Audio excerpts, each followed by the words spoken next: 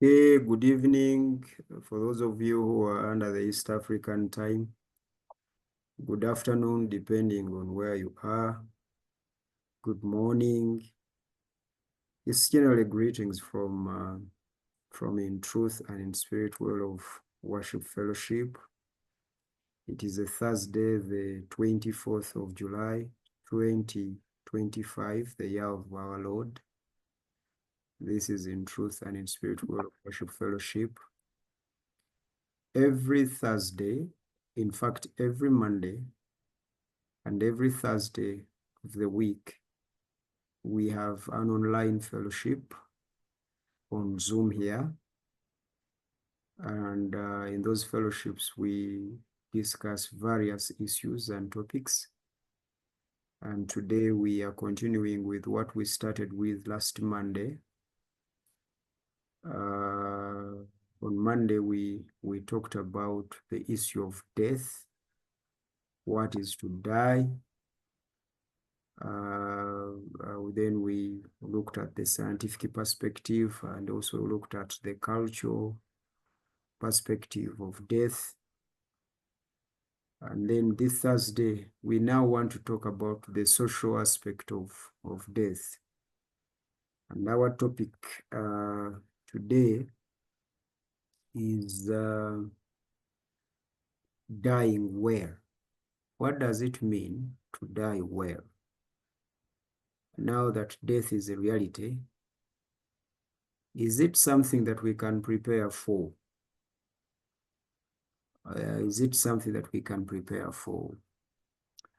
So in this session, we'll take an honest view from all perspectives of life, culture, organization, and perhaps biblical, to see how one can prepare for death if that is possible. That is the segment of preparation. Then we'll be asking a number of questions, of course. And some of those questions will be, what does it mean to die well or right? What does that mean? And under that, we'll be discussing if you were killed by murderers. For instance, people attacked you in your house and they killed you. Like recently, there was a couple that had come from some countries, and then murderers attacked them and killed them. Question, did they die well, or that was a bad death, or that was bad dying and wrong dying? If you were involved in an accident and the car crashed and you lost your life in that car, if a building caught fire and you died in there, have you died well? Have you died well, and have you died right? How about if you went to bed and you are healthy, because we take dinner together, we even said our prayers, someone went to bed healthy, and in the morning they didn't wake up. Have they died well and right? Is that proper dying? When you die when you are young, between 1 to 30, have you died well, or you have just died when you're young? Because the eulogies that we normally make at the death of particular individuals actually communicate whether we believe that they have died right or they had just experienced a bad death. Is there anything like a good death? This one has died right. For example, if someone has lived for over 100 years, they have seen their grandchildren and great-grandchildren. Have they died well? Is that a proper death? So we'll be looking at that whole idea. And then we'll also be asking ourselves, does it matter how you die if you are to die anyway? Does it matter how you die? We'll also be looking at that because some people say it doesn't matter how you die, whether you are killed or not, whether you die as a result of an incurable disease, doesn't matter. Does it matter how you die? Does it matter whether you are on your sick bay for 15 years and then after 15 years you die? Does it matter? Does it matter? Does it matter how you die? Because all of us will be dying anyway. So does it matter whether you've died right or you've died wrong? You can see there are some people who are killed uh, uh, in a mob justice. They snatch someone's phone, they pursue them, and they are burnt and killed. Have they died right or have they died wrong? Then there are those who crash in an accident. There are those who get burnt in a building. So who has died well? Who has died right? We'll also be looking at. We are basically looking at the quality of death, the quality of death. Then we'll also be looking at the issue of writing a will. Is writing a will part of dying well? Should someone write their will? There are those who argue, like my brother Pedson and my sister Abby. Is it Abby or someone else? Who argue that it is not necessary to write a will. There is no need of you writing a will. You just die. And the living will sort out themselves. So you don't have to dictate people in life and dictate them even in death. You just die. If you had property in your name, whoever takes what will take whatever they take. It's not under your mandate to dictate who takes what and what, because after you have died, you own nothing.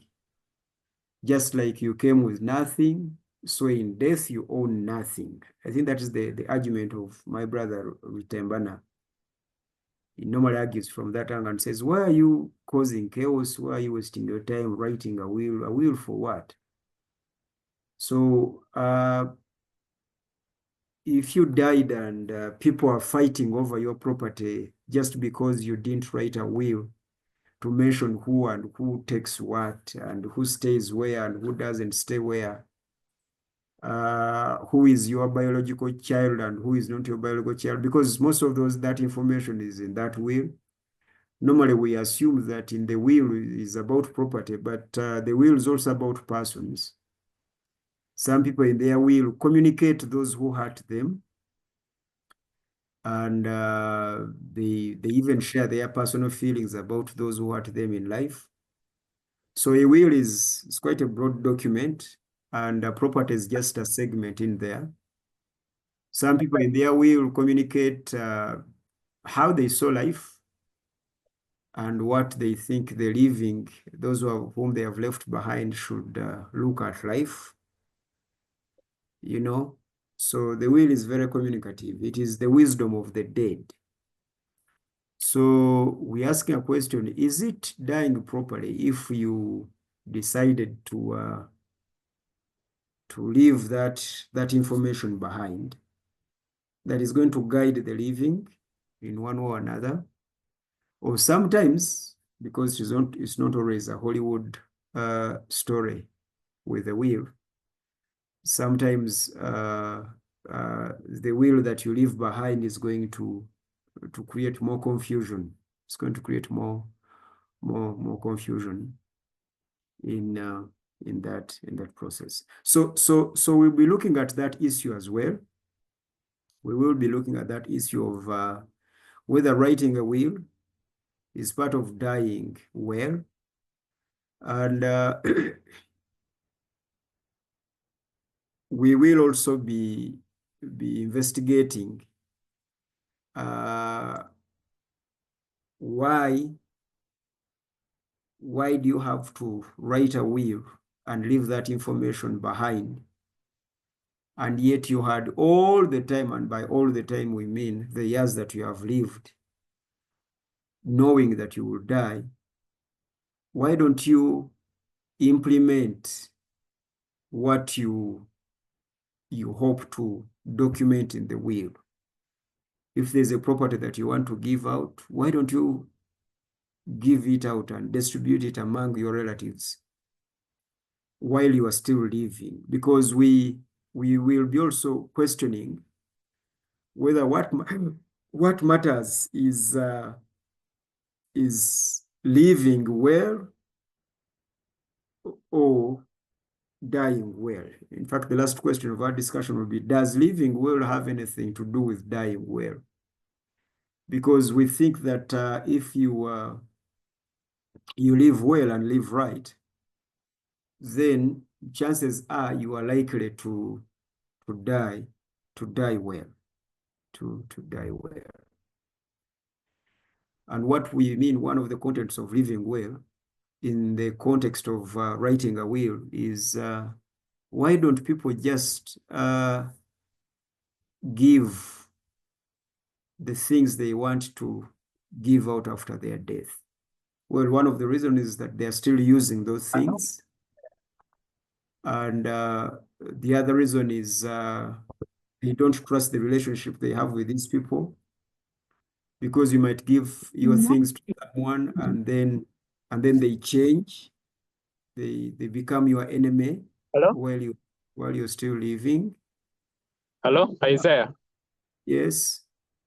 Hey, I think you forgot to record. No, it's recording. In fact, that is recorded. So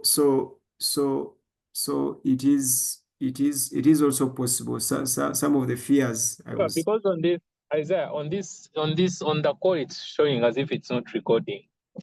No, it is recording. It is recording on my. Can you check again? Are you using what are you using? Are you using a tab, a computer, or a phone? I'm using a phone, but when the meeting is being recorded, there's a certain icon that comes on, showing that we are recording. No, it's recording. Let's continue anyway. So normally, where was I? Yeah, I was at the point of saying that one of the reasons why people don't want to, I'm using the example of property. Why one of the reasons people don't want to share their property while they are living, it is because they assume that they won't live well if they distribute that property while living. And they also have that fear that they might not die well or even die in the right time if they gave out property, because in most of these wills, some people leave the will reading very angry, and some of the relationships end at the point of reading the will. And majority of the living are so angry with the dead because of what they left in the will. So we're wondering whether living well in this life has an influence on dying well. And we're also wondering whether living well also entails saying what you would have said in your will. For instance, some people in their will say that Francis hurt me, and I don't want any of my children to marry from Francis' home. Okay, and then and then that is the dead speaking. So some people don't say that while living because they think that if they said that, their hypocritical relationship between them and Francis will fail and they create enmity. So they decide to create that tension while they are no more to witness that, and then they leave the burden with the living. So those are some of the reasons that people decide not to exercise or to implement what they would have put in the will while they are still living, and decide to put all of that in the will so that the dead can either cause havoc and they have no business with that, or the actually some statements of the dead create peace among arch enemies. You see, there's I don't know whether I presented about the beauty of death in the past. I don't know. Unfortunately, my producer is not here to remind me.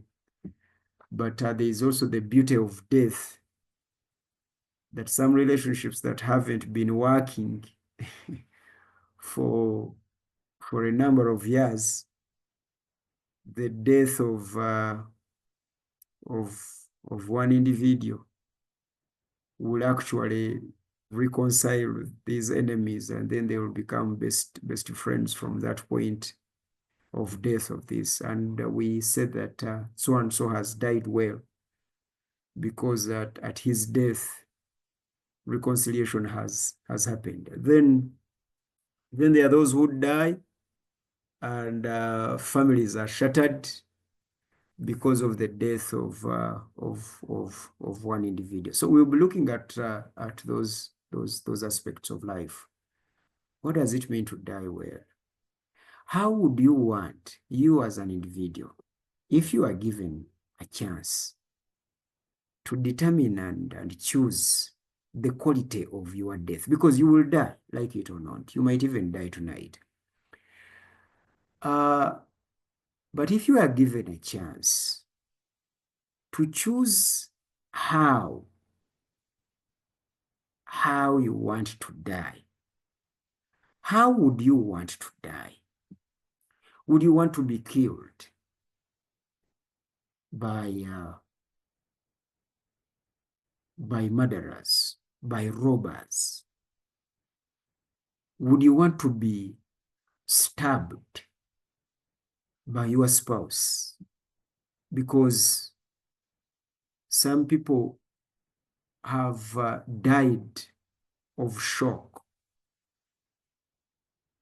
to find out that is your loved one or your most trusted person that is pointing a gun to you or pointing a bayonet to you and actually pushing it through your heart while looking straight into your eyes.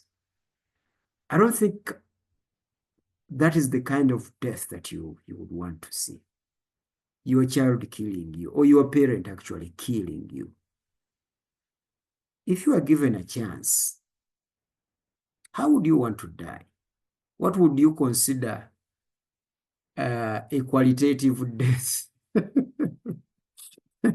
I hope that that term makes sense. What would you consider a qualitative death? How would you want to die? Because you know you will die. At what age? Where would you want to die? And then you consider that as dying well. There is in our history, in our recent history, I saw Colonel Muammar Gaddafi being dragged on the streets before he died, actually. I doubt he really anticipated that. And no one would say that Colonel Muammar Gaddafi died well. I don't know how he lived. I don't want to judge anyone's living, but I don't think he died well. President Idi Amin died in exile. If you died in exile, would that be dying well and right? Same is President Milton Obote. Saddam Hussein was hanged. Was he hanged? Thembana, was Saddam hanged? Remind me. Yes, he was. Yeah, he was hanged. Yeah, he was dragged out of the pit and then he was hanged. A president of Iraq was hanged.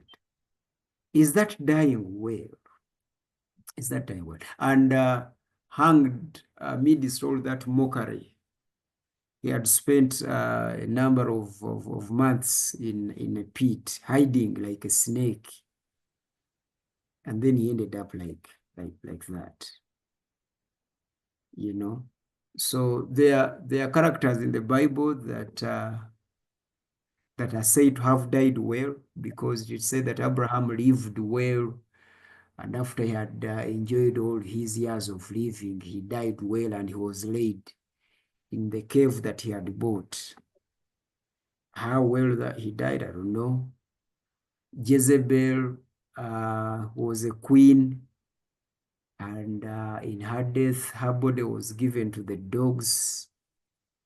I don't know. Does it matter? Does it matter? Because after you've died, does it matter how your body is treated? There are people who have died and their body have been dragged on the street and, to become a public spectacle. And then their relatives have grieved not only the death of their loved ones, but in the manner in which they have died. In the manner in which they have died. So that's what we want to talk about today.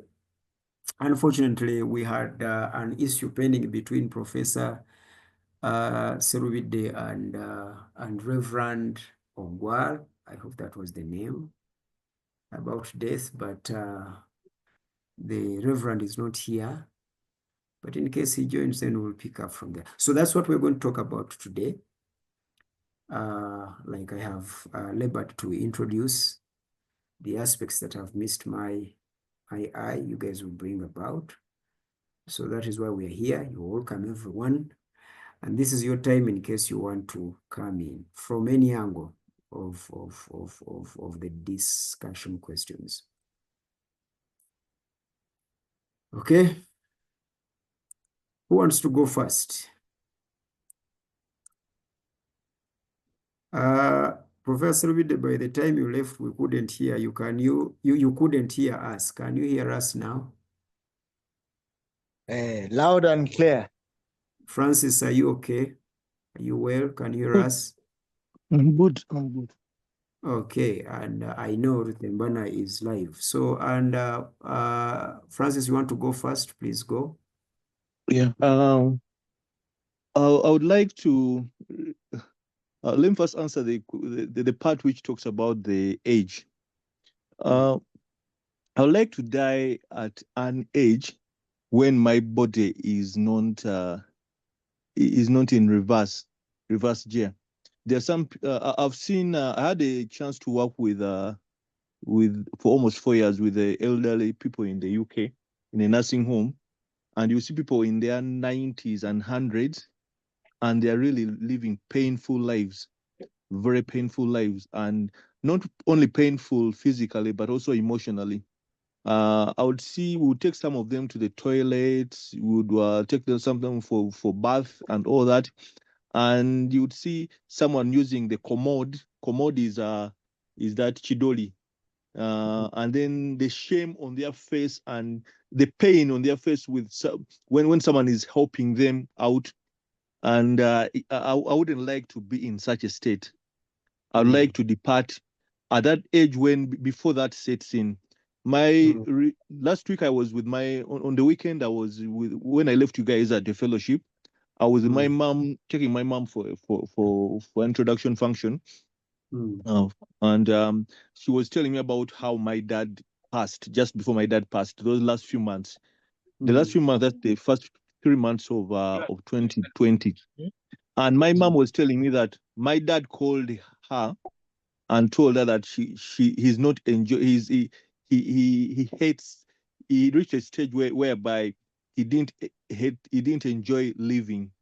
Why? Because he had a complication with his intestine, which forced the medics to put a tube through which a catheter, actually it's called a catheter, through which he would do a number two. That is, sorry, number, I think it's called number one, number two. Susu. He had to susu through a tube. It's called a catheter. And my dad told my mom that he wouldn't like to keep living in a state whereby It was shameful. It was psychological to him. Mm. So good enough, he stayed around for a very few months, and he went for about 3 months. He was in that condition for about 3 months, and he passed on. But it was that pain, that shame, that psychological. It's psychological, and also actually many times it's more psychological than even physical. The pain. So when it comes to age, if that sets in at 70, I'd rather die before 70. If it sets in at 80, I'd rather die before the fullness of my life. I don't want to go into anticlimax with life. Then when it comes to how I would like to go, I wouldn't like to go in pain, definitely. I prefer passing on in sleep without pain, and I wake up without pain, and sorry, I don't wake up, basically. That's how I'd like to go. No, not through. I don't want. I wouldn't allow. If I had a chance to choose, I wouldn't go in pain. And I There are think those. I don't know whether the question of euthanasia also comes in there. In Europe, and I think in Europe and North America, many governments are sanctioning euthanasia, where people choose how choose like they will have told you that before, like for example, someone I can tell my wife that before, if I ever get in this state, please terminate my life or help me terminate my life, bring me these tablets or whatever, and I go off peacefully. So, and but personally, I have no problem with that, with the countries of past that, because many of the people avoid that pain, and causing pain to the sometimes actually I've had relatives who have gone very painfully, but there's a pain even for the living, watching your loved one suffer.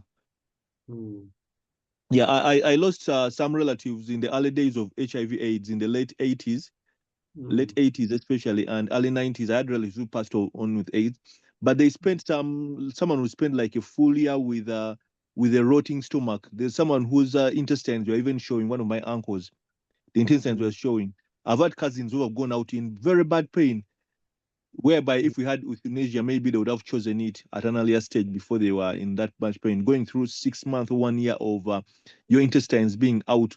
One of my uncles, the mouth got rotten, whereby he couldn't open it. The mouth he spent like 3 months when the mouth had rotten, was rotten, and they had to get the food, the puree had to go through a tube, but the mouth was rotten and was stinking and smelling and was in pain and all that. So I think touching on euthanasia a bit, I would advocate for it if I was in such pain. Thank you. Yeah, Francis. How about that pain, that injury? It is like you had ended at that point that you had ended. If in case it didn't come with time and you just got injured, would you want to leave? Because there are people like me, I have already written my will and I have given it to the people at the fellowship, that in case you ever see me injured and I become a vegetable, please talk to the physician so that I can rest.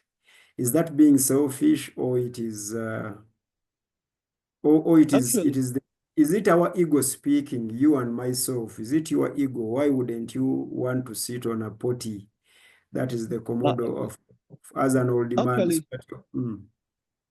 I don't think it's ego, because Pastor, this is not it's a pain, because ego and pain are two different things. It's going through the physical and psychological pain. Living, you wouldn't like. Actually, and the pain is not only to you or to me. That pain is even to the people who are looking, your loved ones. There are states you wouldn't like to see your loved one go through. Actually, going back to the conversation I had with my mother told me that with what he shared with my dad, she wouldn't like to go through that. My mother is 71, but she was telling me that she wouldn't like to go through that kind of pain. She said she thanked God for the life she's lived, but she wouldn't like to go through that pain. Even my mother was telling me the same thing, that if she had a choice, she wouldn't like to go through any pain. She was telling me that the state she is in now, she's okay. She has pain, the legs pain her. She has issues with the legs, and she has issues with high blood pressure. But she said it's okay, it's bearable, and she's enjoying life. But she was telling me that she wouldn't love to go through the torture and pain, and she would like us to move around to hospitals, what going through that pain and to prolong her life. No, she said that she prefers a shorter life well lived than a long life lived in pain to herself and to others. So to me, it's not ego at all speaking. It's the pain, psychological and emotional, and not only to you, but even actually you are even by doing that, you are being cognizant of the people who are your loved ones. I'm sure many loved ones, even if you want to see people living, but you wouldn't like them to go through the pain, the torture. So I don't think it's ego. I think it's being realistic. Okay. Thank you very much. Aryong, you're welcome. By this time, you're normally on the road, given the nature of your industry. Well, Tembana, I want to come in at any angle. I don't know. Not now. I'm Okay. still listening. You're caught up. Okay, fine. That's all right. Professor, are you there?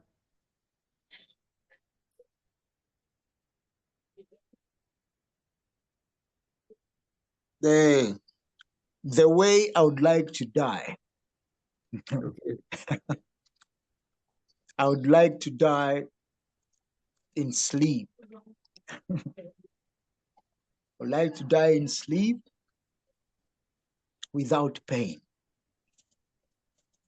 If I must die old,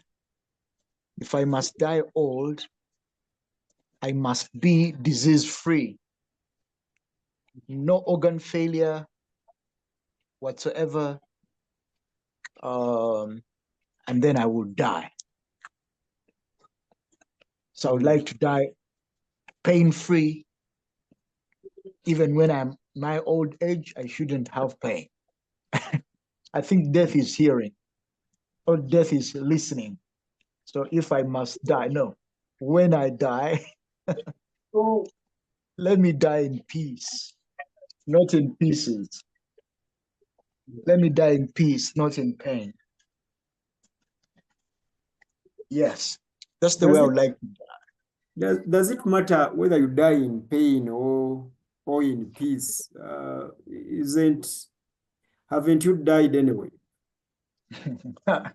Oh, yeah. For the living know that they shall die. So now that I know I shall die, so death is a must. Dying I must, but how I should die matters a lot. It matters a lot. Even when I'm poisoned, let me not know who did so. Let me go in peace. Okay. Recently, there is a doctor. He was actually a doctor to a member of our fellowship, a prominent doctor here in Kampala, and a brother to a university professor who died in a guest house. Is it okay if you died in your sleep in a guest house? And is that all right? Now we are discussing. There's no problem. No problem at all. So where you die from is no problem, because socially speaking, where you die from sometimes determines whether you have died well or right. Because a reverend, unfortunately, my brother is not here, but for him, I have the right to say anything about him in his absence. Reverend Dr. Mukwana died in a lodge. How would the Anglican Church take that? How would his students, present and former, because he has been teaching at the university, he's a church leader, so then the news is Reverend Dr. Mukwana died in a hotel, so, or in a lodge, and that lodge is only where prostitutes go and do that. Is that all right? Is that dying well? That's no problem. That's no problem. Okay. What they will say is none of my business. Then you're being selfish because I am your brother. When you die, people will be calling me. Rutembana, can you mute? Rutembana, can you mute?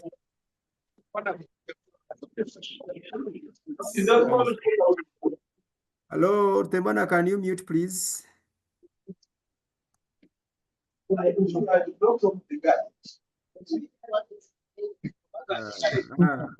He can't hear us. Mchwezi, can you mute?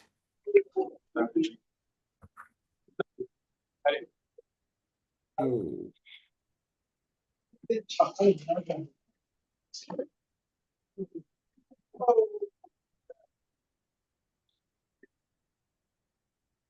Yeah. Oh, and his number is not going through. All right. Okay. Yeah. So I was asking you, Professor Wid, aren't you being selfish? Because we think that when you die and you don't mind the living, the living relatives that you have left behind, you've not died well, you've died selfish. There are some people who die and say, to hell with the living. Isn't it what you are telling us, that to hell with what you think? Me, I've died in the lodge. Pastor, Yes. Let me have Francis come in, and the selfish professor will come in. the Americans call that dying while living, the middle finger pointed at the living. Yeah. Pastor, actually, even from what you are saying about the will, I came in when you're talking about a will, leaving a will behind. I think even leaving a will behind is minding the living as you die or when you are gone. So to me, where I die from, if I die if I die and leave scandal to the living, because of course there's scandal to the living, I wouldn't like to leave my loved ones with scandal. I don't mind a lot of other people's business, but then to those people who are beloved to me, I wouldn't like to leave them in a scandal. That's the very reason why I have a will, and that's the reason why I have. I wouldn't leave them bad memories. I wouldn't like to leave them scandal. I would like to leave them with the way I want to go in peace. I would like to leave them in peace. So, yeah. Basically, so I would mind where I die. I don't want to die in a compromising situation which would leave scandal in the because if I go in a scandalous way, it's my beloved ones who will be tortured by the pain of the scandal I left behind. Only that there's one funny thing amongst with the dead. Many people, I've seen it in when people die, especially with sexual scandals. I've seen many men and women, they would rather scandal is exposed when they are gone than when they're alive. So many times when you are when you're at the burial site or in the secondary funeral rites, that's where you see concubines who are never known by anyone cropping up. Scandal usually comes up, and these people knowingly left it behind, like they knew it would come, but it rather comes when they are gone, and the loved ones, the wife, the children, the other loved ones, they suffer the shame than them sorting out their linen, their dirty linen when they're still around, and saving, maybe suffering the pain, the social pain, and they'll rather leave it to the people, their beloved, when they're gone. But maybe that's the selfish nature we have as human beings. But well, I wouldn't like to go in such a state. All right. I think that that actually makes sense, because Professor, where you are still making your point. I hope you have now contemplated your dying and leaving the middle finger behind to us, your brothers, because you don't care. Middle finger. Yeah, I cannot have that. I cannot be stressed by that. Have you noticed that some people die with the living? Someone might die and then die with you, and they destroy your career. People can no longer employ you because you are a son or a relative to that dead person. Marriages can even break after the will is read. Haven't you died with the living? And is dying with the living a right thing? Is it dying well and right? Uh-huh. You know, that talk or that conversation stems from a conviction or a belief Mm. that you're in charge of others. Mm. It stems from another topic of ownership, that you own, that you're very significant. Mm. Peter, if I may chip in, doesn't it come from a situation whereby you feel like you are your brother's keeper? That question still, not just you are very significant, but your brother's keeper. You mind their wellness. I don't know why he's trying to dismiss and do away with sociology. Professor, don't you believe that man is a social being anymore? The dead have no sociology. Oh, okay, fine. Uh, But the dead are buried by a sociology. yeah, those sociologists, if they wish to bury, I don't give a damn whether I'm buried or not. I like your spin of the dead have no sociology, but the sociology has the dead, right? Probably, so they can do whatever they will. Now, it's one and the same. Dead having no sociology, but the sociology having the dead, it is one and the same. Therefore, the sociology impacts the dead as the dead impacts that sociology because one is the content of the other.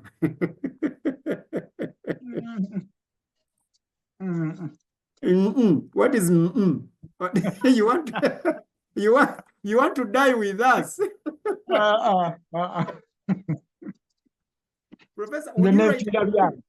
would you write a will before you die? No. You wouldn't. Mm-mm. So Maybe if I you wouldn't leave any communication to Kara and tell him, in case I'm not around and Isaiah is there, you can go and look for Isaiah. You don't want to leave that communication behind. I think, in fact, I should go and tell her right now Mm. so that she gets ready, because I will not have any time of writing wills. Okay. Wills, like I said, even the concept of a will stems from the talk that our concept of ownership and being in charge. But you see, Professor, you are trying to bastardize significance. Aren't there significant people? For instance, you are significant to that daughter of yours. Even though we might not put it that you are in charge of her life, etc., but at this age, at least you are in charge of her. At least that chargeship cannot be dismissed.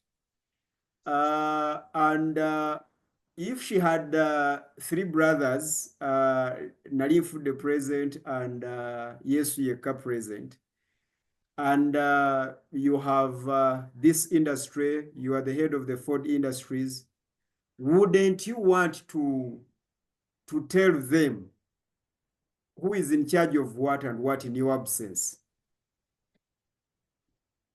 When I'm caught up by time, I would rather caught up with time. What do you mean being caught up with time? If I never thought about it, or when they are too young, and I'm very suspicious that I might die before them or very soon, probably I can do that. But if I can communicate with them, Yes. if they're mature enough and I can communicate with them, I wouldn't spend time writing a will for them. You wouldn't. Okay. Why do you guys think that writing a will is making sure that the living are guided by the traditions of the dead? And why don't you think that your wisdom can help improve the living that you've left behind and can solve a number of things? Maybe I can put that to a book.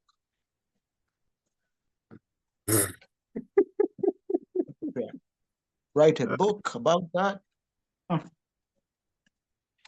But everything that I need to give, maybe right now, maybe I think I should write something down, probably.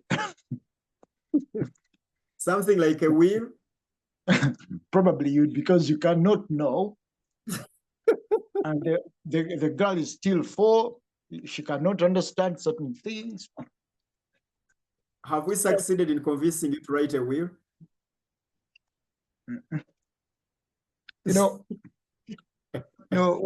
I don't know. Whenever we talk a will, okay, I don't know. Maybe I'm getting a new perspective, because every time people talk of a will, we quickly run to property. Yeah, but I said the document of a will is a document of property and persons. It's not only a document of property, but it's a document of will and persons at the same time. In the will, Mr. Kabinuli Rugorobi can communicate a very important message and say that Mackenzie, you offended me in ABCD. And you also offended my friend Isaiah Tumwine. But you can now go to Isaiah Tumwine because I fixed your mess with him. You are now free to talk to him. Don't you think that the dead has helped the living in that perspective? I think the will can now work when the living cannot have no opportunity to say what they want to say when they're still living. You know? Lugorobi, you want to come?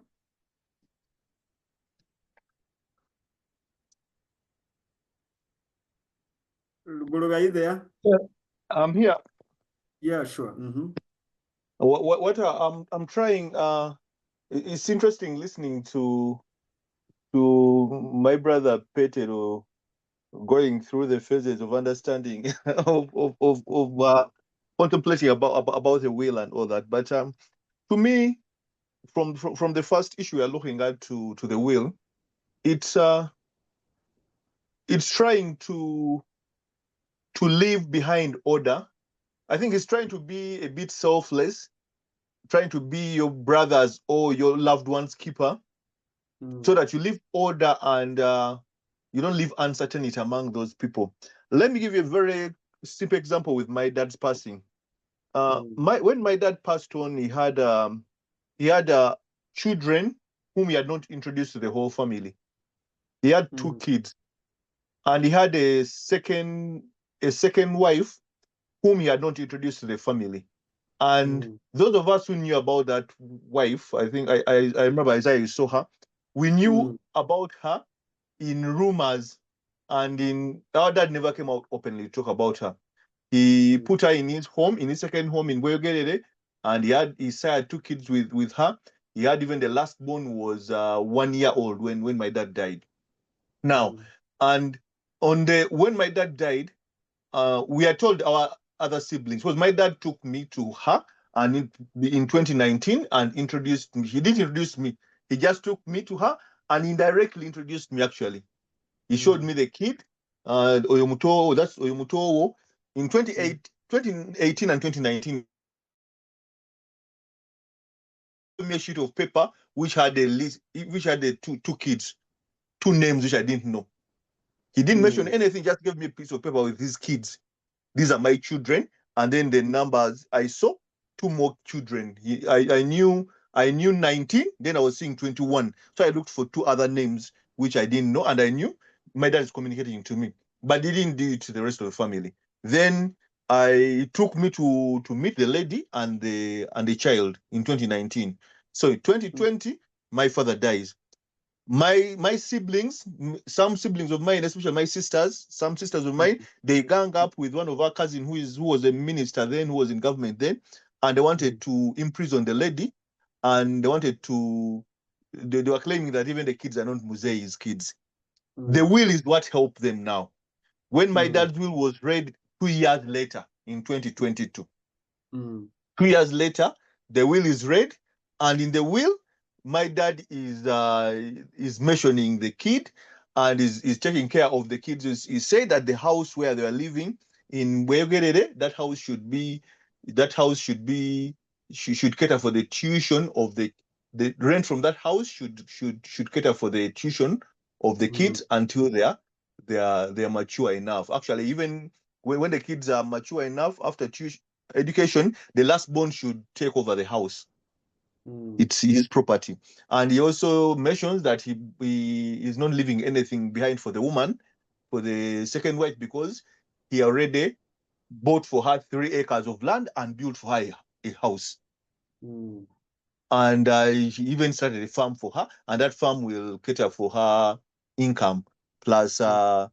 So now the will came in to save those children and the woman and the poor woman, because my sisters were up in arms. If my dad had not mentioned them in the will, they wouldn't be. I can't imagine how their lives would be. So I think we are being our beloved's keepers or our brothers' keepers. We need to put pen to paper. Or nowadays, what some people do, they record videos and they mention those things. They put it. They mention things about relationships and about property, which are going to leave the beloved ones in a better state or in the same state as they were before we left. And as Isaiah said, even to mend relationships which would have been broken by if you hadn't written the will. Yeah. Don't you think that some wills can cause confusion instead and cause chaos instead of order? Of course, those wills, some wills, yeah. Actually, I think we should show, looking at that side of the coin too, we should be mature and more, and we should be mature and thoughtful while we are writing these wills, so that instead of instead of living, we shouldn't live this harmony through the will, because there are some wills where people cast some people who are left behind. They cause more division. They say this one should never step at my barrier and all that. And there are some wills which they disinherit people. I'm going to go back to my father on that. My father recently had an issue. We were having a chat with some of my siblings about other siblings who are not biologically fathered by my dad, and my dad, when he was still alive, he gave these siblings of ours property. And one of those siblings resembles one of our neighbors very much. Even his temperament is for the neighbor. And the neighbor is still alive. So one time I took out one of the executors of the will, my dad's will. I took him out and I raised the issue. Then I asked him, do you know about these kids who are not my dad's biological kids? Because even from when my dad was alive, he used to mention about him not fathering people biologically, but fathering children socially. But it's not to him. He never minded about kids being his biological kids. At iTiS we call it parent by belief. Parenting parent by belief. So this guy told me yes. So I said that, do you know about these kids? Then actually the very kids whom we've been talking behind in meetings, in some meetings about, the guy told me those very names. He said, are you talking about A, B, and C? Then I said, hey, so you know them? He said, yes. Your father talked to us about them. He didn't write it in his written will, but he told all the executors about the kids whom he didn't father biologically. And he said that those are his kids because the women, their mothers, offered them to him, even if he knows he's not the biological father. But the mere fact that the mother offered them to him, they are his kids. So he even gave them property when he was still alive. And he told these executors that never, and make sure you prevail upon even my biological kids, and tell them, even if it ever rises, never to dispossess them of their property, or which I gave them, or even of their being children to me, because to me they're my children, not biologically, but to me that's not how I father people. So I think my dad was thoughtful when he was making a will, but there are some people, I've seen wills where I've heard of wills where people, before they die, someone has been raising up a child, and in the will they tell the people, oh, this one hasn't been my child biologically. The woman did ABCD, and they shouldn't receive a penny, or they shouldn't receive anything from my estate. So so the wills which create scandal, we shouldn't create scandal in the wills, though some people do. We should be more thoughtful and more compassionate to our beloved, so that we don't leave scandal in the wills. Okay, thank you very much. So, how much influence does living well have on dying right? I think that is another thing that we need to think about. Can someone who has not lived well die right? Arion, can you talk? Can you say hello? Yes, hello. Yeah, sure. Wherever you are, can you talk? Can you participate? Have Yeah. you been? Yes, I can. How would you want to die eventually? Because you're going to die anyway, and you'll die before me. That's what I know. Well, unless you are the killer. If you aren't the one going to kill me, you can't be certain and sure of that. But well, to us who are living, we know death is a bad thing. There cannot be a right way of the bad.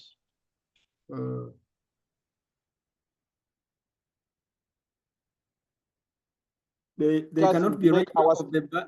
They cannot be a right way of the bad. What do you mean by that? The death is bad.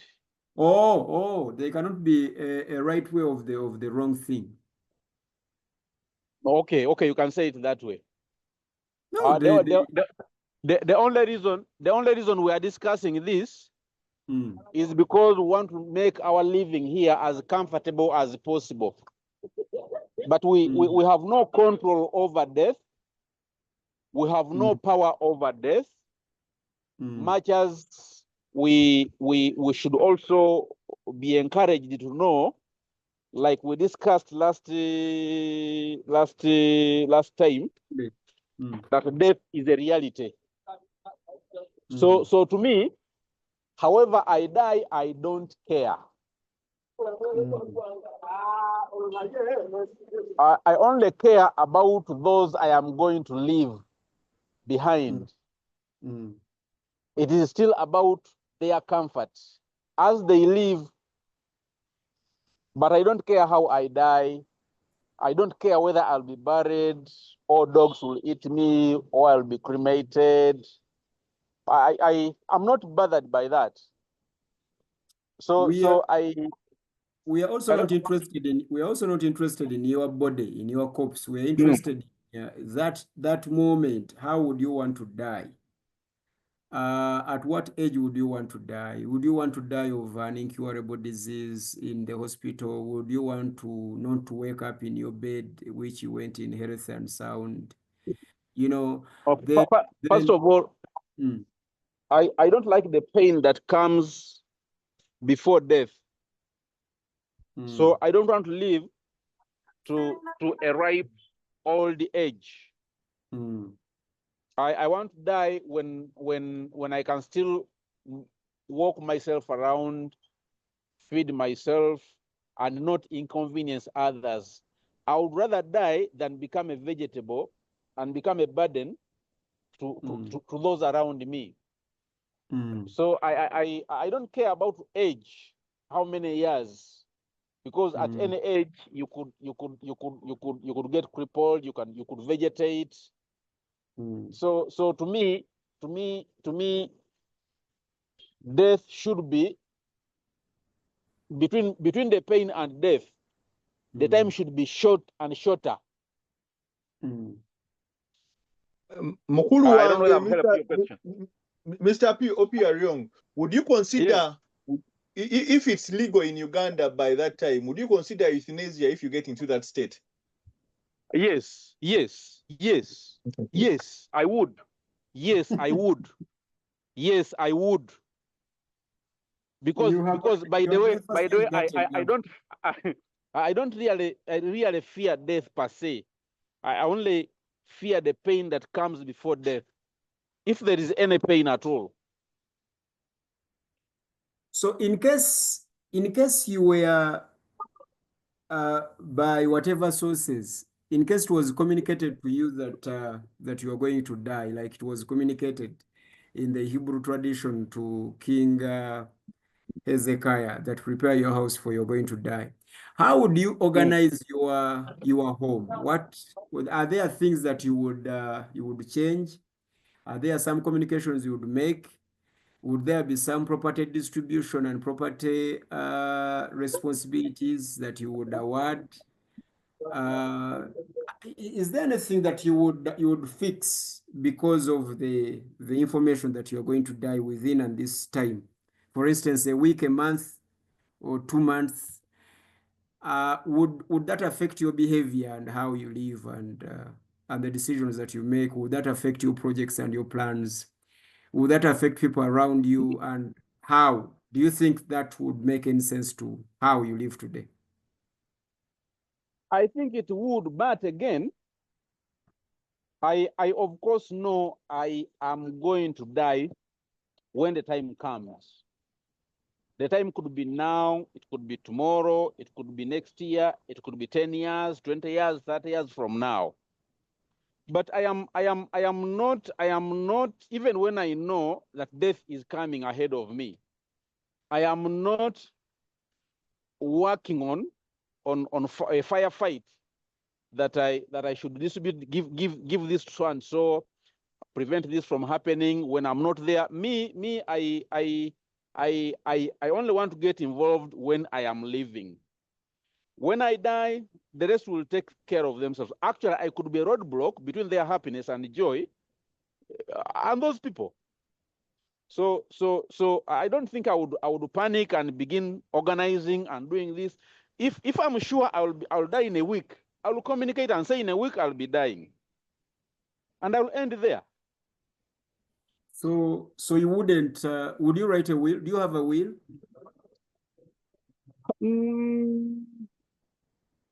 I'm considering. No, but I'm considering writing it. Okay. So you have no problem with writing a will? I have no problem, but I have no urgency too. Yes, Francis.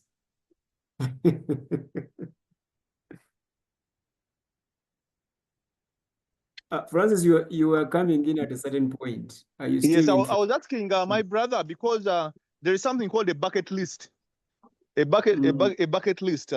Do you have a bucket list? Because usually, if I've seen many people who have cancer or who have terminal illnesses, and they're given the time frame on. I've lost him. I've lost him too. Okay, anyway, but he was trying to make a point of the bucket list whereby you are told when you are going to die, and then they ask you the things that you would like to do. You are young. Would you bring forward your bucket, if you have one anyway? Would you bring it forward?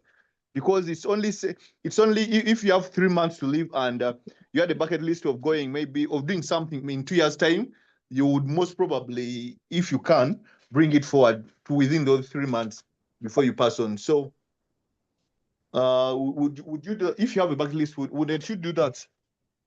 And what would the bucket list involve? Maybe going to Dubai, spend there a week, going to Mombasa. Whatever you want to do before that time. It's not necessarily going to I will- Dubai or whatever, but it's those things you want to do before you die is called the bucket list. The good things Yeah, you would like I to would, do. I would do some things to my own satisfaction, not for any other person. Exactly. Bucket lists are usually selfish. They're usually for you. Usually, anyway. There's a man in Uganda, I don't know whether it was a man or a woman, who had children and they had nothing to eat. And this parent decided to serve poison to the entire family. Instead of dying alone, he decided to die together with their children. Would you say that he died right and died well? Is that dying well?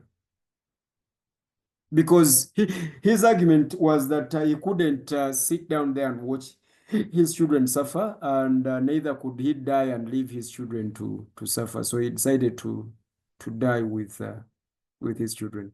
Professor Selwyn, what do you think?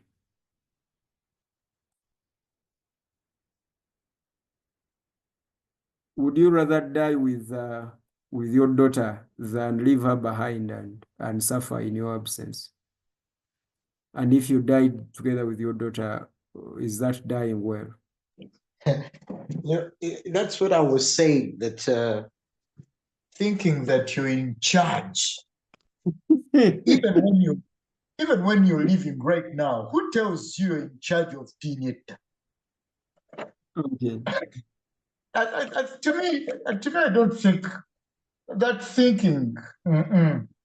Who tells you you own being it, or you're in charge of her? Because this thing of thinking that people are because you are. To stop. Whether I am or not, people are. I love her so much, and I don't want to leave her behind to suffer. Then you die with her. Kill her before you die.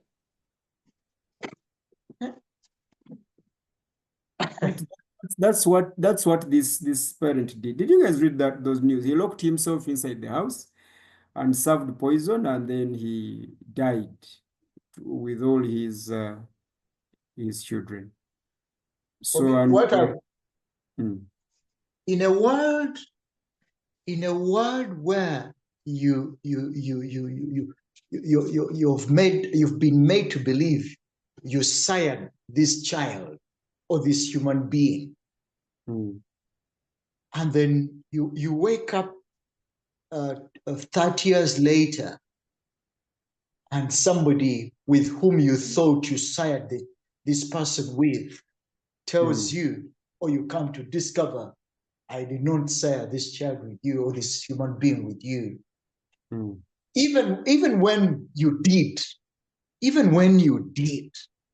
I've grown now to understand that these are independent human beings who can live without you. In fact, they can live even when they throw them at you at zero age, rather at 0 years old. So people are human beings who have been created by their God, and their God is in charge of them in one way or the other. But this business to think that you own a child, you own a woman, or you own a business. To me, I think we should talk about it in the Saturday Fellowship, the deception of ownership. Things are simply under our possession. You are okay. That maybe you are the moderator there at that fellowship. But before you deviate us, would you say that person died well because he did whatever he did out of love? By the way, sometimes it's not ownership, but it's love. And because I love you so much, I cannot leave you behind to suffer in my absence. So I'm gonna die with you. there is a text. There is a text somewhere. I think is it in Romans? They say they have a zeal, but without what? Without knowledge. Ah, In Romans that is, chapter 10. that is zeal of emotions, but without knowledge or without understanding. I don't think, to me, no. Oh. It is ignorance. It was ignorance that strangled the children, not love.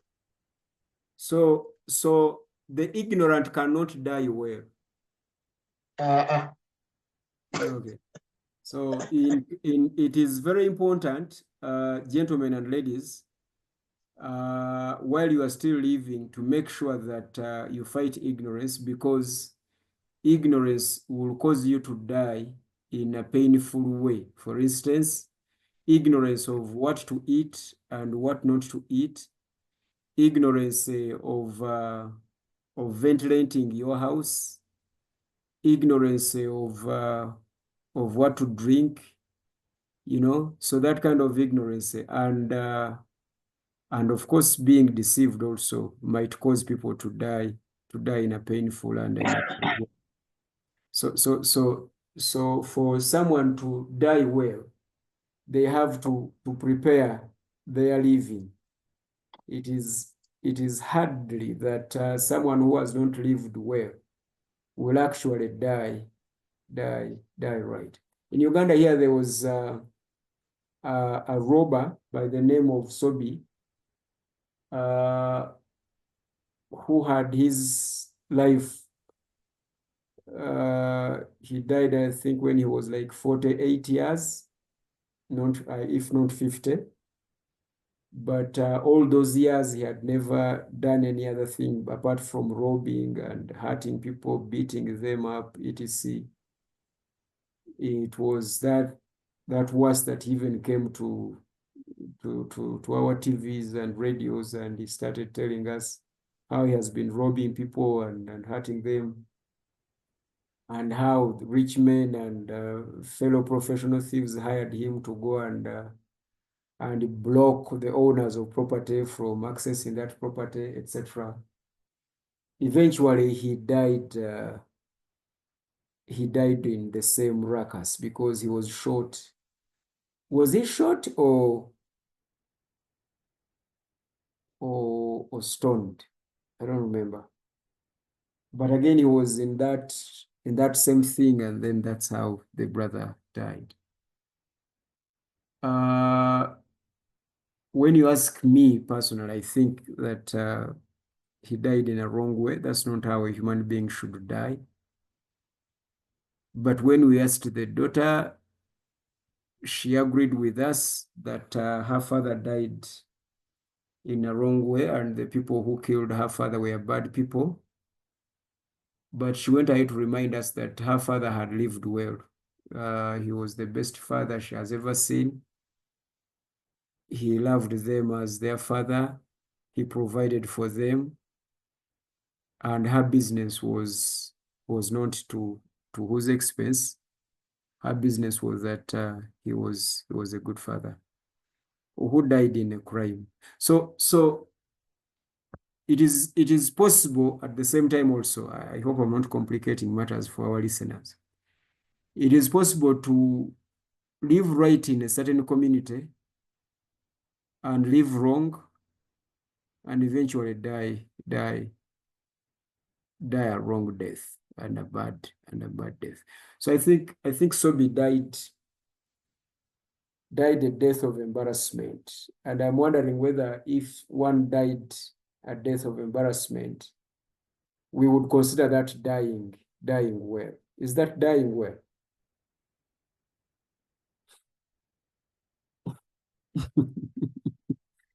Rutembana, you still can't talk till now. Okay. Hello. Okay. Rutembana, are you there? Okay. You seem not to be there. Okay. Who wants to further discuss. Because in the Bible, when before Jacob died, or when he was aging, and by aging I mean ed, not egg. When he was aging his death, he called all his 12 sons, the head of the Israelites' clans. And then he started mentioning one by one. And then he started telling them their strengths and their weaknesses. He told them their crimes against the public, the society, and against him as their father. And after that, the man died. For me, Jacob might not have lived well, as far as I'm concerned as a theologian. I have spent some time studying the life of Jacob and the life of patriarchs of Israel. He might not have lived well. But one thing I can assure you is that he died well because he put his family to order before he died. And I think every parent should try as much as they can to put their family to order before they die. What they do after his death has nothing to do with him fulfilling his or her responsibility to put his family to order, like Jacob did. And I think Jacob resolved a number of things before he died. Of course, centuries later,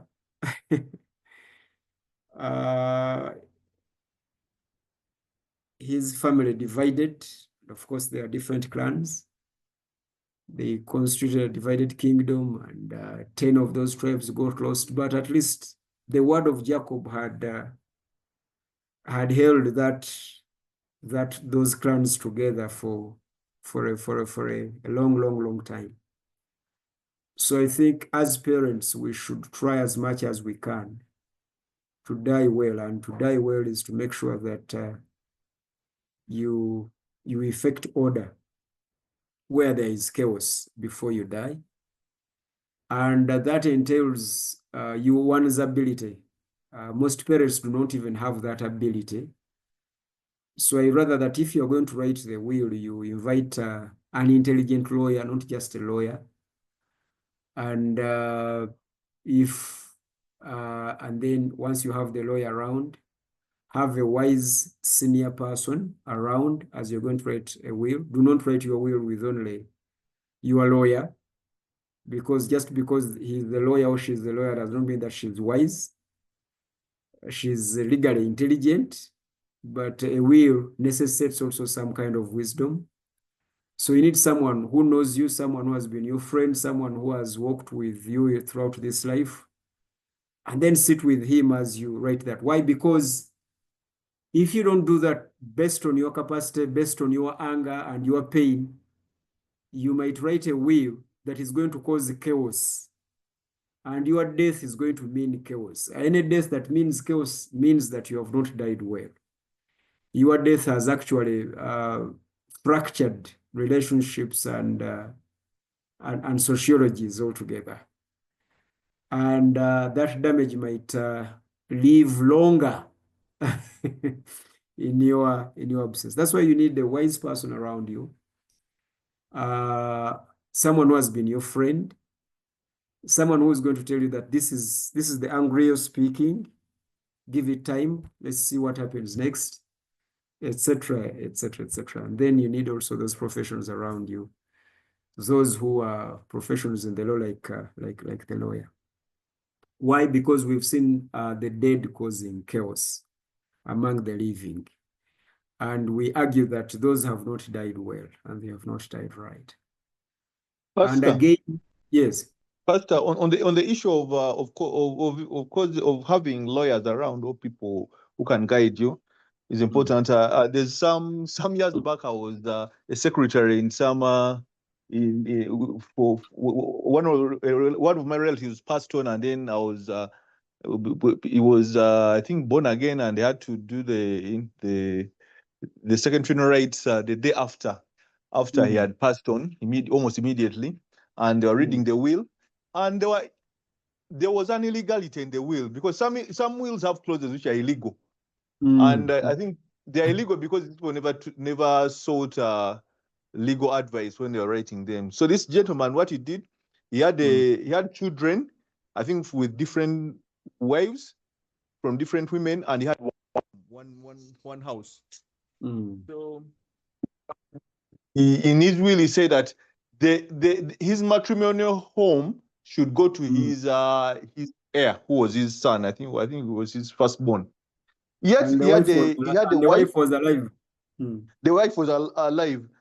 In legally, you can't give away your matrimonial home to anyone else but your wife when she's still living. So what we did, we had to cancel that we who are in the meeting, we had to cancel that clause. And the children were there, and the children, the heir was taking over the house, was annoyed by the decision and all that, but we had to let the law take its course. But it was because maybe this guy wasn't informed about he just wrote his and the other thing he did, I remember, he gave away property which where he was a custodian. His father died and left to him lot of cattle, to look after that cattle and land on behalf of the other children as the heir. So when this guy died, to look after them. And we had that will from it. His father's will was also there. So this guy gave out the items which was keeping charge, or where I was a custodian, he gave them to his children in his will. So there was that kavuyo. So of course those two illegalities we had to change. We didn't go by those clauses. I mean, or those parts of the will. Yeah. Yeah, sure. So I think it is important to have the professionals around you, and so that they can communicate the law, and you make sure that your will is legally coherent. And then also you also need to have that wise friend of yours, a friend someone whom you've gone through life with, someone who knows you, someone who knows some big stories and big events in your life. You need that person around you when you're writing your will. Why? Because it is that person who's going to tell you, now here you're just angry. But you remember, he's going to remind you the facts and the events and the details of whatever happens. And then he's going to debate your decisions. And then you'll go back and think about them. And then you'll make a sober will. That you see, there are many legal wills, but which are not socially kind and harmonious. Because for me, I think that your will shouldn't only be legal, but it should have that spirit of fatherhood, it should have that spirit of harmony, so that you can live order and harmonious order. Of course, you don't have to make everyone happy, but even those that you have annoyed, you should annoy them both in the law, or you should annoy them legally and in principle. So that even if they shared their grievances with any other person, those they're sharing with would have the audacity to tell them, but your father or your mother was right on this. But anyway, that's okay. That's life. So I think that's the kind of point that I wanted to make. As we die well. Good. Now, any person who wants to come in?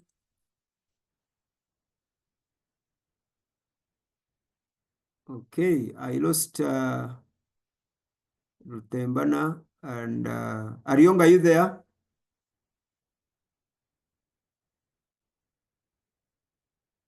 Okay, I've lost Francis. Good. So does how we live have any importance with how we die? Is how we live symbolic to how we are going to die? Because let me start physiologically to demonstrate.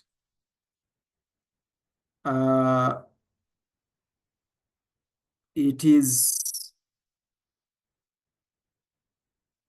assumed, or if not stated by the physicians, that majority bodybuilders are affected in their old age,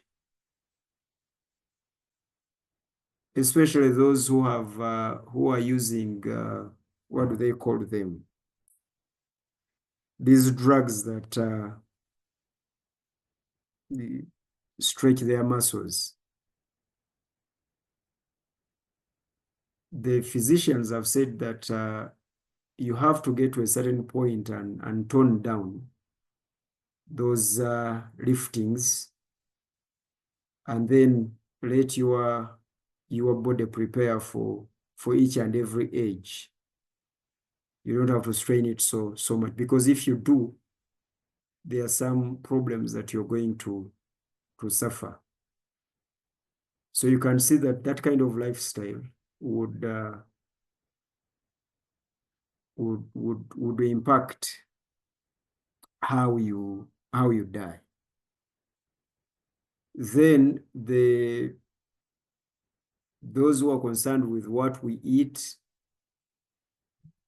also have communicated that what we eat also has got an influence on how, not only on what we're going to suffer, but even on how we are going to die.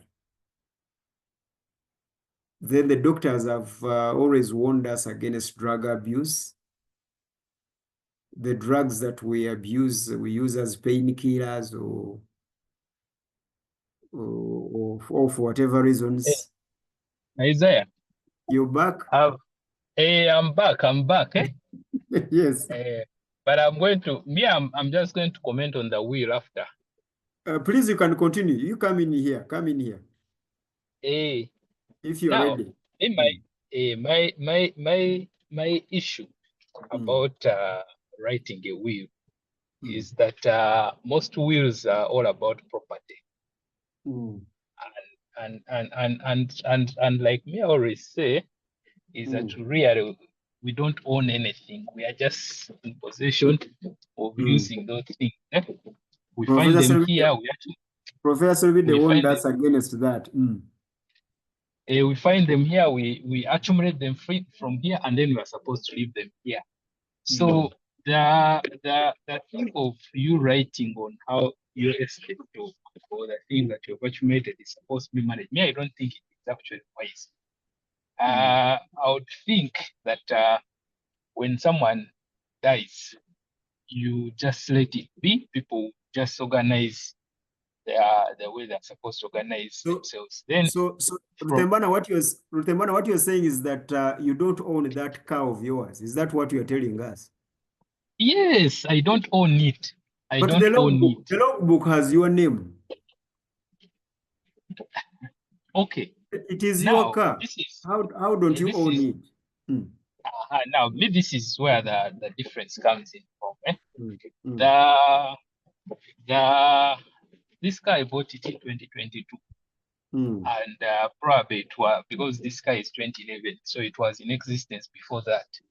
And if I die soon, I might leave it here. So that shows the ownership of it. Oh. There's a part I didn't own it, and there's a part when I'm not going to own it. After all, I might even sell it. I've just talked about that. I might even sell it, or someone might actually steal it. And that money would be yours if you sold it. Now, you see, the question is, how about if you just die and leave the things the way they are, and then whoever can take, whoever stays with them can stay with them, because the things that we have, we ideally found them here. But that's the point about ownership. My biggest challenge about ownership. So we literally don't own anything. So these guys are arguing that if you left without communication, you would cause chaos because someone, Isaiah, would come and claim your house, or even your brother.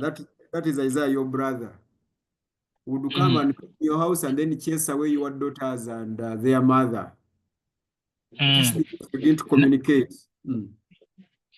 Now, remember the document, certain document, does not stop people from grabbing. People even take people's properties when they are still alive. Then how about if you're dead and you just leave a piece of paper? So if there are people targeting to grab your property, I don't think that a document like a will is something that can prevent them from grabbing it.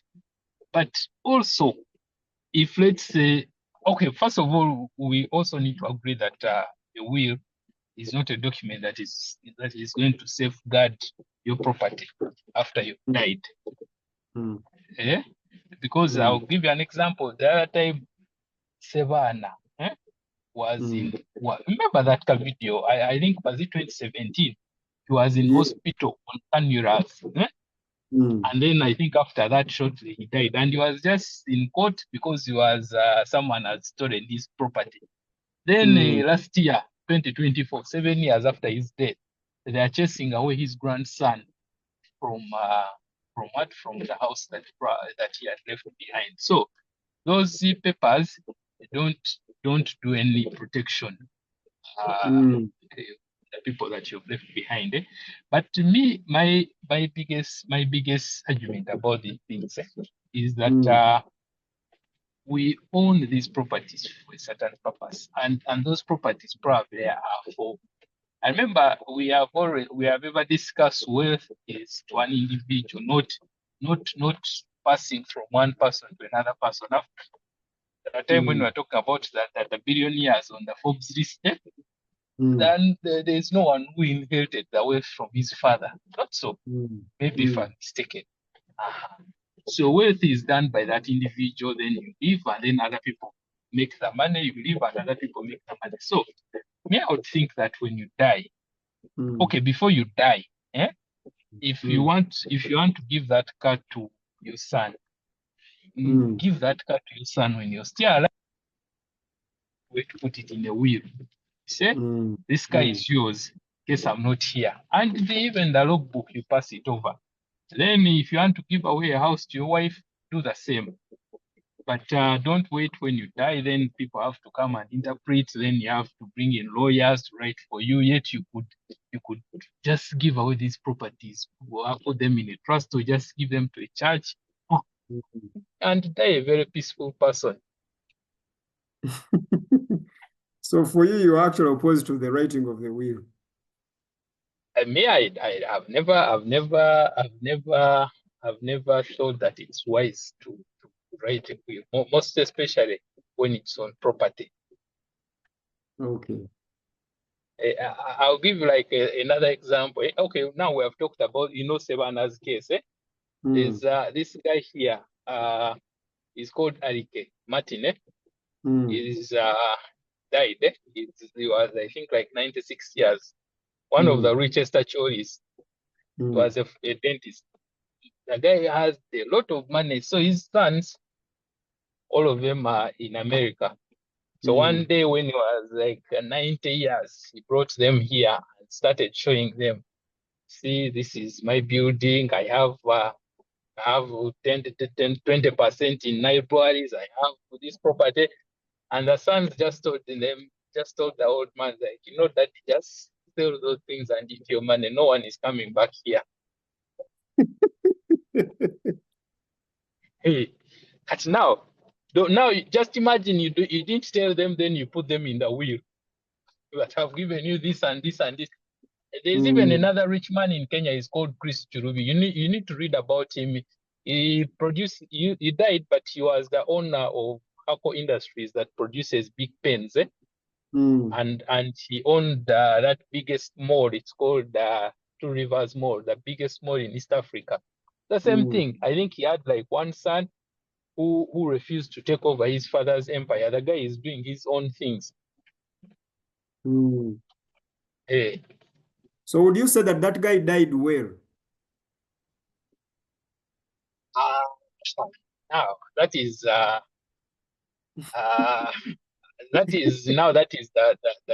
the tricky part, because you can imagine these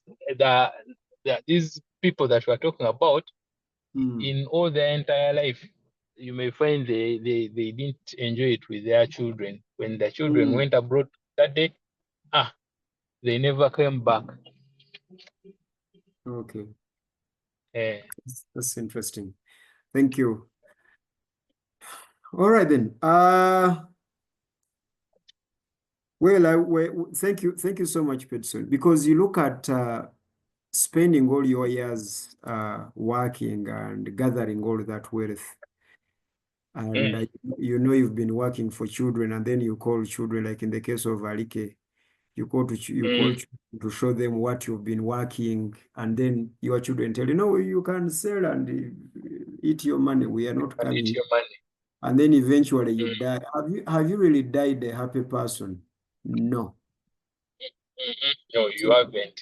Yeah, so in other words, we would also now that we are at this point, if you died unforgiven and you died without forgiving someone, would you say that you've died well?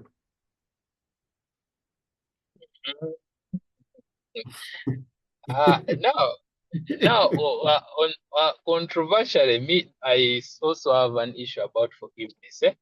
Yes. I think we discussed this topic, but yes, we can talk about, yes, you've forgiven someone, but then I don't think forgiveness is that easy. I think the moment someone really hurts you, it's a very difficult thing that you can actually forgive that person. And I don't know how we're going to be judged in heaven, really, but it's really, really, really hard. Maybe Tembana, maybe we will discuss forgiveness another time, but now we are discussing now the state of the forgiven and the state of the unforgiven. If you died with that bitterness on your heart, because some parents in there will say, as they die, Tembana tells his daughters that I am dying, but I don't want any of my daughters to marry any boy sired by Tumwine. And Tumwine is your neighbor, or Tumwine is even your brother. So you've died a bitter man against Tumwine because of what he did to you. Do you think you have died? Would you say that you've died well? I don't think you died well. Okay. I don't think you'd have died well.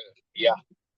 And those are some of and you see, those are some of the things me I don't agree with, because if you have a grudge with someone, you've died with it, yes, die with it, but then don't transfer it even beyond your grave, that the beef continues living after your death.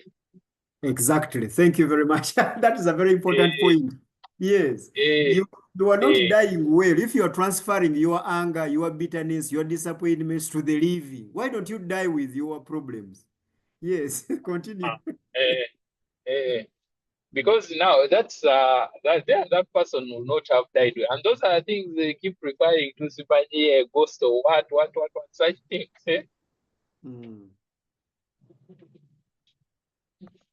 Yeah. Hello? Yes, I've lost you there. I was saying, it's better when you die, then that chapter is closed and then you move on. Yes. So isn't it advisable for us who are living today, in case you have that kind of grudge, you have that kind of bitterness with someone, wouldn't it be better for you to use this living and fix that so that you can die Hello? a released, so that you can die a released person? You Hello? can't hear me? Hello, can others hear me? Francis, can you hear me, or Professor Serwide? I can hear you. Okay, Petson, I guess you should work on that. So No, is this, it isn't it Mhm. important that you fix your your life? Okay, Professor, see you then. Isn't it important that you fix your life now, Mm. so that you fix your dying? Because it is a pity that in your death you have gathered all your children and you are passing on bitterness to them, and you are telling them never marry so and so, never buy or never do business with so and so. So and so is the one who killed your brother.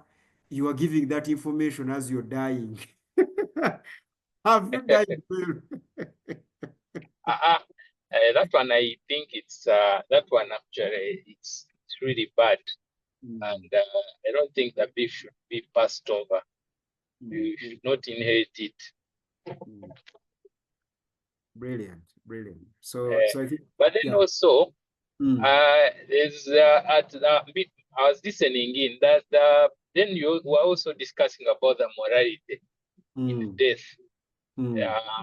For example, I remember you quoting the story of Sophie, then also the story of Doctor.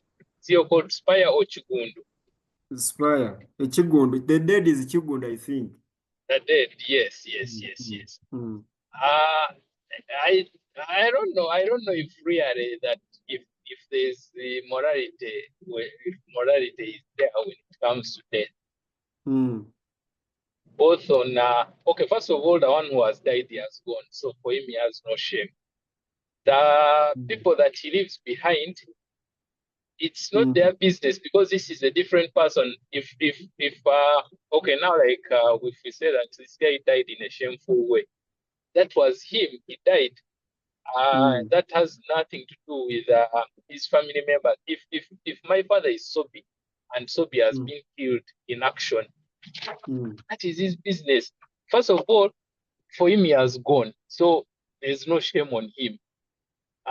The people that he have left behind, really, there's basically no shame on us, because it's him. It's not me who was stealing. I don't know if you get my point. Yes, but you are the son of the thief. You are the son of the thief. You are the wife of the murderer. You are the flock of the embarrassed reverend. But That the actions were not the actions that the person was committing were not Mm. family actions. Those were individual actions. That's why when they are killing, they killed him alone. Do our Because if societies the see action, that? eh? Do our societies see the way you see things? Because people do not see the way you see things. People are going to tag you to the crime of your father and to the embarrassment of your mother. And you see that is now, like, since we're discussing death, that is Mm. one thing that those are things that we should actually be the lessons that we should pick. If Mm. if my person dies a shameful death, Mm. then I should not. Do you know that some people who commit suicide because of the action of the other party? Yes. You've heard of that. Now those Yes. the action point now the lessons from such discussions is that if your father has died in action, you are stealing. That is your Mm. father. You who is living, it should Mm. not be your concern that you become depressed and you even end up also killing yourself because of Mm. what? Because of the shame that your person. So ideally, the shame was on him and he died with his shame. Period. But the community does not think like that. That is why, because the community Eh. doesn't think like that, you, part of our community, you should behave well and die well for our sake, the living. the living relatives. That one, you see, that one I agree with you. But when it has happened, then my concern is that issue affecting the people that have left behind. If your husband dies in a lodge, or if your wife dies in adultery, that should not bring shame to you who is living and who is innocent. Yes. I agree However with much you. society. Yeah, I agree with you 100%. But how are you going to convince society? Because society will continue mocking you for that. And in fact, communities will even attack your home. Your father killed the twins and the family. You are not the murderer. But because your father committed that crime, they will attack your home. Haven't you seen those things? Yes, yes. Uh-huh. Now that is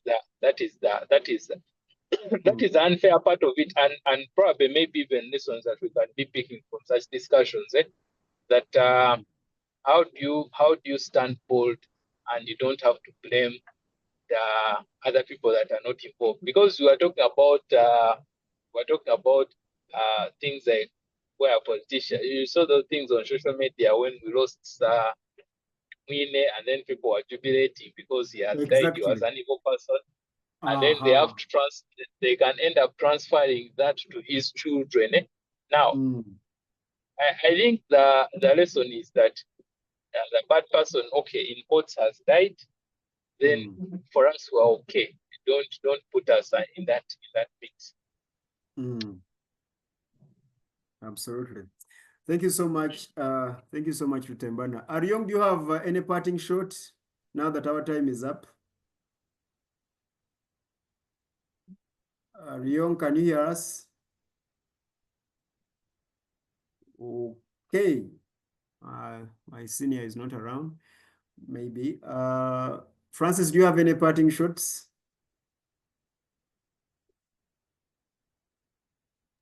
Hello. Sorry. Yeah. Parting Maybe shots. Yeah. my parting shot is that I would love to die on my terms, and I would even consider euthanasia if it's legal in my country to die on my terms, and I would love to die without leaving behind scandal, and I'd love to leave my beloved ones in the same state as I've, in the same state or in a better state. Okay. Basically that. Brilliant. Rutembana, finally. Finally, with I think the last one I was just talking about is that the death of either your family member or what should not be really shameful. I'll give an example. There's news recently, something that happened. One of the ambassador's sons died. Did you guys hear that? And he died also, I think, under not good circumstances.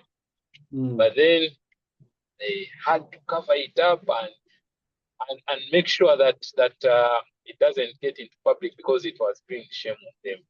But me, I think the thing is, there are some things that we cannot control. If someone has decided to take a certain path, you have no control over it. But that path that person has taken, it results into death. It should not be really also now impacting my life. Okay. So we shouldn't die with the dead. Brilliant. Very Brilliant. good. Thank you so much. Thank you for being around. It has been a very interesting discussion. The usual suspects have not been around today, but we expect to have them next Monday. This is In Truth and Spirit World of Worship. We shall have our next fellowships, physical fellowships on Saturday and another on Sunday. Then see you the next time we are here. God bless you.